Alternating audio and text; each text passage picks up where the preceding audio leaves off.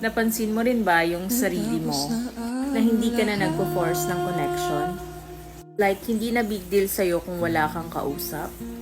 Or kahit walang mangumusta? As long as okay ka naman without anyone. Have you been in the position na you're avoiding a lot of people lately? Kasi okay lang maramdaman mo na malungkot ka. Kesa naman mapapaligiran ka ng mga taong nandyan lang kapag convenient sa kanila. You are enjoying the moment of silence.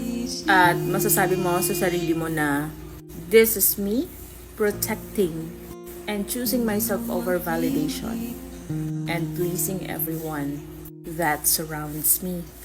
Baga, the bottom line is, may peace of mind kapag hindi mo hindi ipagsiksikan yung sarili mo sa mga taong ayaw sa'yo. Let them ignore you. Kasi lagi naman less expectation, less stress.